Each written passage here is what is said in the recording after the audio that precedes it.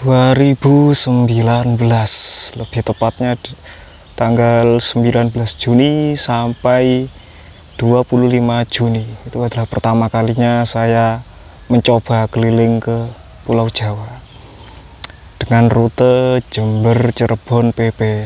Kenapa kok sampai Cirebon?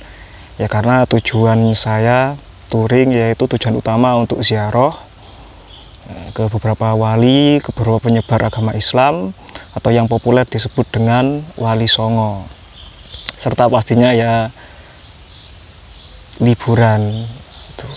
Sepeda yang saya gunakan yaitu Polygon Stratos S2 ya, ini framenya tinggal.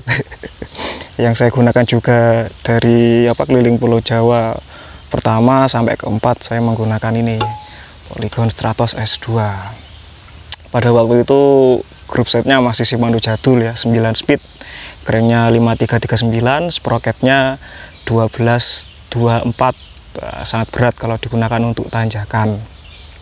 Bannya sendiri saya menggunakan ban Kenda biasa yang sekarang harganya sekitar 50.000 ban luarnya, dengan ukuran 700 kali 23. Dan selama perjalanan sendiri pun ya saya makanannya ya enggak terlalu muluk-muluk ya, yang penting kenyang.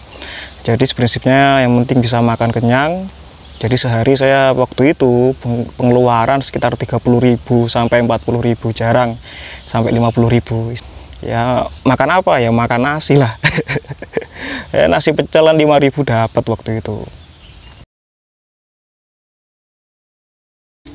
Hari pertama Jember Gresik yaitu sekitar 225 kilo. Waktu itu saya berangkat di hari Rabu ya, di hari Rabu tanggal 19 Juni. Untuk rutenya sendiri dari Jember sampai Gresik itu lebih banyak datarnya ya, ada beberapa tanjakan. Mungkin tanjakan yang cukup berat itu di perbatasan antara Lumajang dengan Probolinggo. Selebihnya itu masih aman. Selama perjalanan pun alhamdulillah untuk hari pertama itu berjalan dengan lancar, minim hambatan. Paling ya musuhnya panas lah ya, karena seperti yang kita tahu kalau lewat Surabaya, apalagi waktu itu bulan Juni musim kemarau. Dan selama perjalanan pun ya saya isi dengan ziarah juga pastinya di beberapa makam. Mungkin kalau yang populer seperti makamnya Mbah Hamid di Pasuruan, Sunan Ampel, Maulana Malik Ibrahim di Gresik, Sunan Giri, dan beberapa makam lain lah. Itu. Hari kedua ini dari Gresik menuju ke Kudus. Nah, ini masih sama, didominasi oleh jalan datar, musuhnya ya panas. Jadi saya dari Gresik ke Lamongan, ke Tuban ya, ke Tuban ini lewatnya lewat jalur Pantura. Jadi saya tidak ke Lamongan dulu, tidak ke makamnya Sunan Derajat, jadi ke Pantura dulu. Dan ketika sudah masuk di Kecamatan Babat, Lamongan, saya bertemu dengan kawan saya, Mas Lukman, yang sudah lama kenal di Facebook. Dan beliau ingin kalau saya lewat sana, usahakan mampir. Jadi waktu itu saya memutuskan untuk mampir sebentar di Babat, kemudian lanjut perjalanan. Setelah dari Babat menuju ke Tuban Kota. Di Tuban Kota saya ziarah dulu di makamnya Sunan Bonang. Nah, itu. Dan ada sih beberapa makam sekitar situ, seperti sebelum Tuban Kota itu juga ada Sunan Geseng, kemudian dari kota ke utara itu ada makam Sunan Bejagung. Ada banyak sekali sih waktu itu yang saya ziarahi. Mungkin kalau dari jalur Tuban itu sudah beberapa kali saya lewati lah ya, jadi tidak begitu bingung ya. Mungkin kalau yang baru pertama kali saya lewati waktu itu ya di perbatasan Jawa Timur ke Jawa Tengah. Saya nyampe sana waktu itu sore di perbatasan itu, kemudian masuk di sarang di pondoknya Mbah Maimun Zuber itu. Kemudian lanjut menuju ke Lasem, Rembang, hingga akhirnya finishnya ke Kudus. Jadi di makamnya Sunan Kudus, malam harinya saya tidur di sana karena mau naik ke Sunan Muria yang ada di Gunung Colo. Itu kan kalau malam terlalu berbahaya. Mungkin naiknya oke, tapi turunannya yang nanti beresiko. Apalagi saya tidak membawa senter atau lampu selama perjalanan. Hari ketiga dari Kudus ke Batang dengan total sekitar 172 kilo. Jadi pagi harinya sebelum menuju ke arah Demak, saya naik lagi dulu ke Gunung Colo di makamnya Sunan Muria. Itu di makamnya Sunan Muria, kemudian agak siang baru turun menuju ke Demak dulu, ke alun-alun. Di situ ada beberapa tempat lah yang harus diziarahi. Kemudian ya menuju ke makamnya Sunan Kalijogo yang ada di Demak. Dan di hari ketiga ini termasuk hari yang cukup berat lah ya. Dan selama perjalanan tanjakan yang paling berat ya di hari ketiga ini, ketika nanjak di arah ke makamnya Sunan Muria di Gunung Colo. Apalagi yang seperti saya jelaskan tadi, sproket yang paling besar itu 24 dengan kereng yang paling kecil itu 39. Padahal tren sekarang kereng itu yang paling kecil kan 34, selisihnya sudah jauh kan, 34 ke 39 itu sudah 5 gigi. Yang belakang apalagi, kebanyakan penghobi sekarang menggunakan sproket 32, 34. Saya waktu itu masih 24. Coba kalian bayangkan sendirilah seperti apa beratnya. Gitu. Jadi setelah tadi dari Demak ke arah selatan ke Semarang, itu juga waktu sudah sore ya. Jadi sangat macet. Di hari ketiga ini juga masih hambatan paling utama panas. Kawan-kawan yang sudah pernah lewat Demak sampai Semarang pasti tahu lah ya seperti apa panasnya jalur Pantura, apalagi di antara siang sampai sore hari. Kemudian malam itu baru memasuki Alas Roban.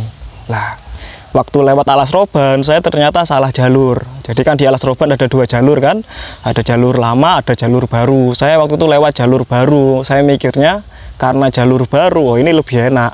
Ternyata salah. Jalur baru itu adalah jalur yang dilewati oleh truk-truk.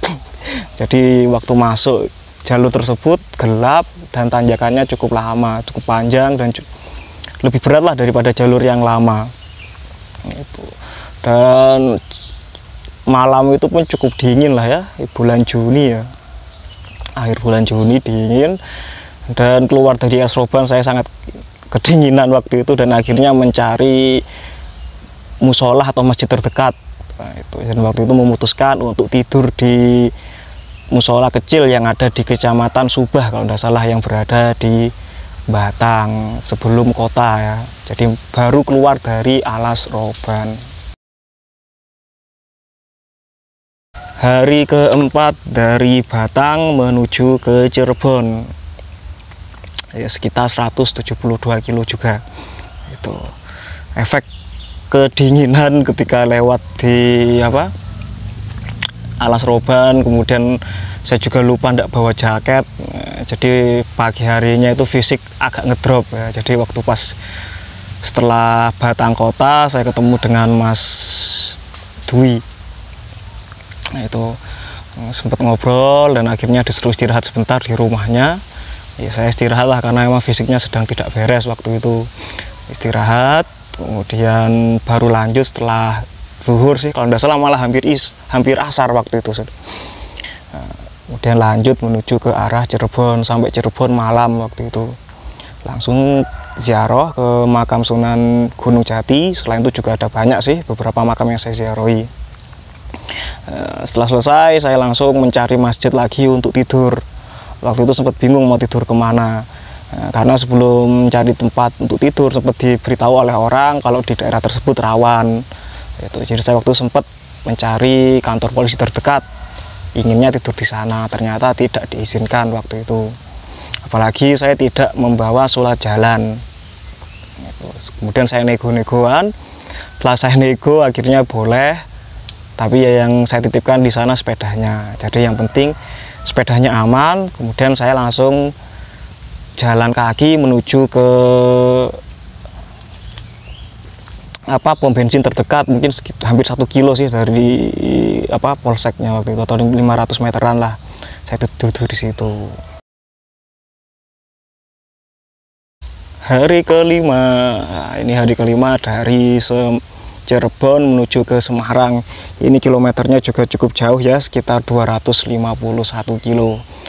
Nah, kenapa kok bisa jauh? Karena kan ini sudah perjalanan pulang, saya sudah tidak ziarah lagi.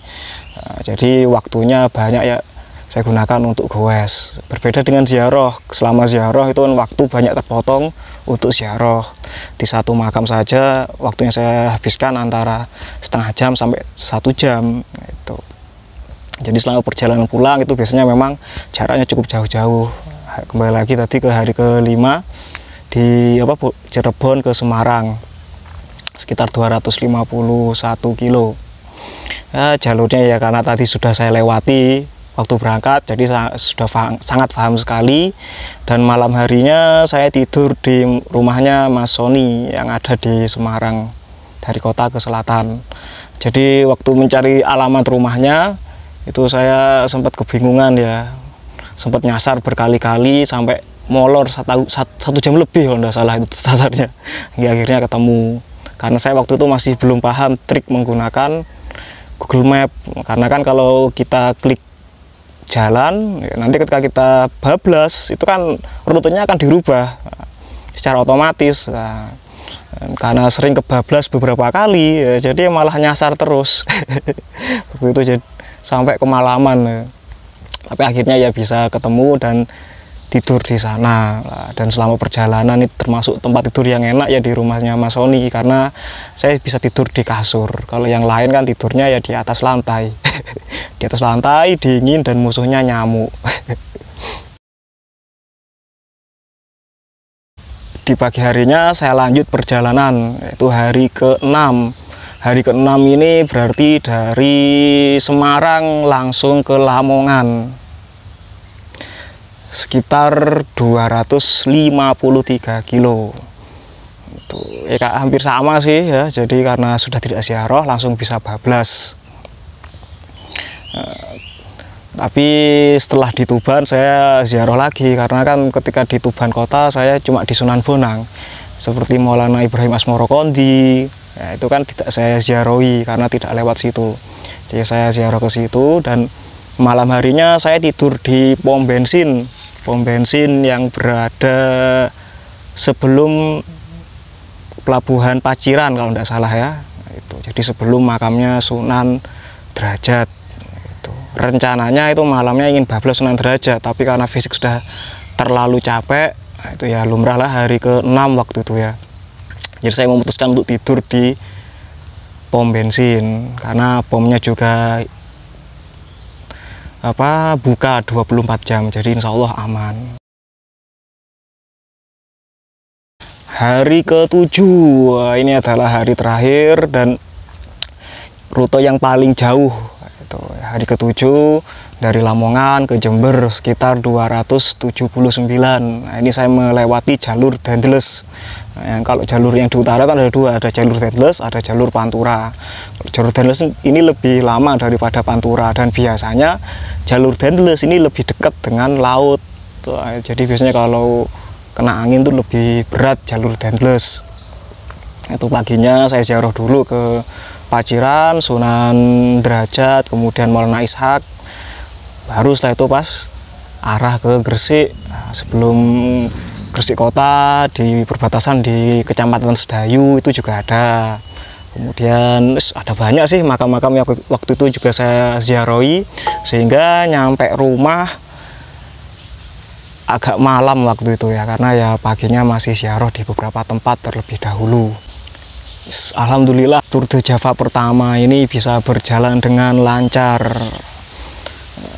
dengan dana yang pas-pasan. Sekitar 7 hari uang yang saya keluarkan tidak sampai 300.000 ya.